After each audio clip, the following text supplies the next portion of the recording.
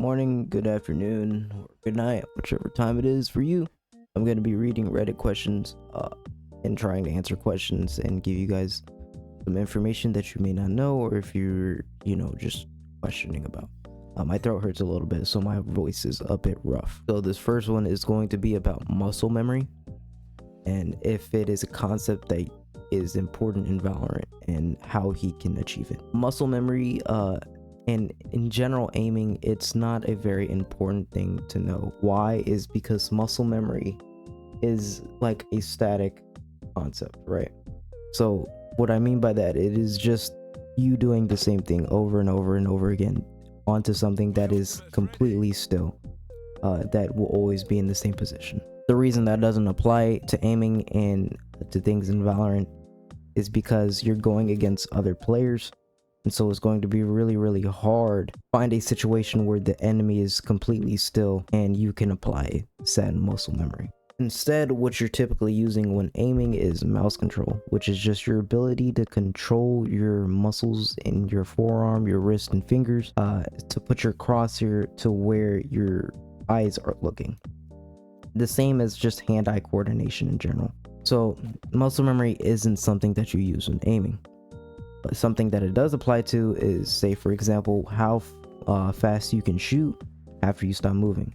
So most of the time, after you play the game for a long time, you will figure out the timing you have to be accurate when shooting, after you're done moving. The way you can practice this to build muscle memory is to simply strafe back and forth and just shoot, and to make sure you're going fully accurate, make sure to turn on the shooting error and make sure you get no blue lines like that on the top right. Do this, practice this, and get consistent at doing it in the practice range first.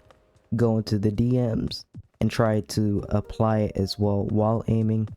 Do that a lot, get used to it, get comfortable doing it, and then apply it to your games, and then you should be fine. Now lastly, something that muscle memory applies to is how you use the util of your agent in whatever scenarios. That is also kind of muscle memory. Now, the reactionary way of how you use your util. Say if somebody's pushing you, then you pop your jet dash and then you smoke after you get the kill or something like that. This is just the reactionary use of your util with your agent. That is also kind of muscle memory as well. But other than that, muscle memory is just not a concept that is important in Valorant. You shouldn't worry about it. You shouldn't care about it too much. So yeah. Oh, also muscle memory is like something that is consistent. So like the muscle memory when aiming, that is just how you aim. So I aim with my arm, my wrist as well, and so that is my muscle memory with how I aim. And so just the form of which I aim, that is muscle memory. That's the only thing that really applies consistently throughout all games. But other than that, muscle memory is just not an important concept. This next one is how much comms or too much comms. I'm not going to read all that. You can if you want to. Being able to understand how much comms is important, because you do not want to just be in your ear, especially if you're dead. You do not want to just be in the ear of your teammate while they're trying to play the game. The perfect understanding of the comms you need to do is enemy position, enemy health, and your teammates' rechargeable util. There might be a couple more, but those are like the three main things that you need to remind your teammates about. And so the reason you don't want to give your teammate too much information is because while they're playing the game, they know what's happening. They can hear. They're not like deaf. So you giving them information they already know is just adding too much to their brain, and so it's just going to be harder for them to play, for them to react, and to win gunfights. Instead of you just giving important information, they can process that. Then they can process the information that the enemy is giving them, and then they can play the game. For example, you wouldn't want to be like, while you're dead anyway, you wouldn't want to be like, Chamber's walking up behind you, Chamber's 80 HP, Chamber is gonna wide swing that angle, he's about to peek, Chamber just jumped up. You wouldn't want to do all of that. You want to be like, Chamber is long, Chamber is long, he's hit 80, and that's literally all you have to say, and that's perfectly enough. Unless like your teammate literally doesn't know what's happening and you can notice that, then you give him more details. He tried to explain like mid-rounding and how he comes at the beginning of the round. Giving a lot of information is very important when trying to make a play, but players do not pay attention in ranked. So when you're giving out plays and giving out information, you want to be as concise and give as many important details and as short of amount of words as possible. So don't make a paragraph with your plays. Keep it to like a couple sentences so these monkey brain players can understand.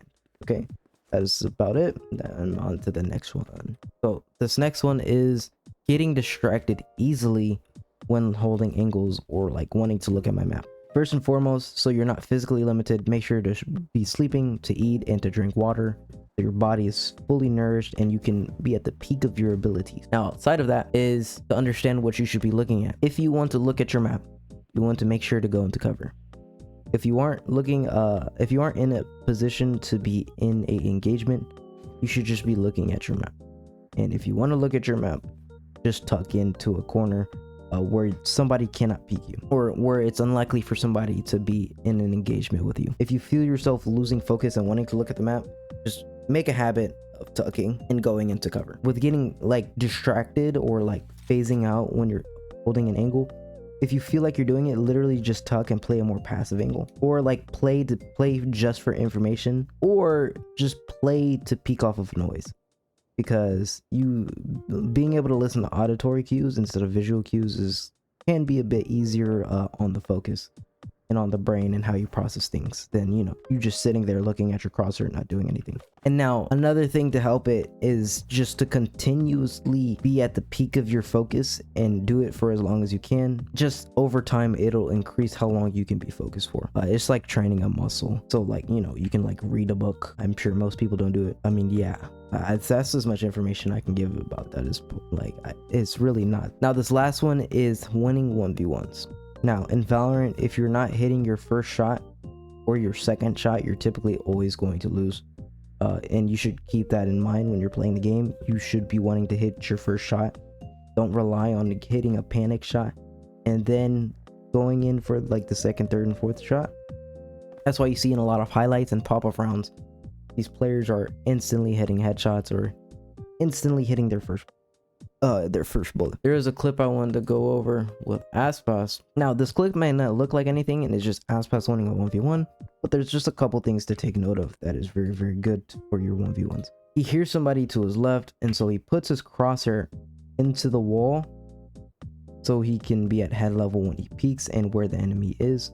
He swings out in a straight line and he aims. He's pretty much close at head level. He's kind of aiming at neck level, which is perfectly fine. If he does move his crosshair to the right, it's going to hit his head, or his second bullet is going to hit the head every time. So this is perfectly fine level.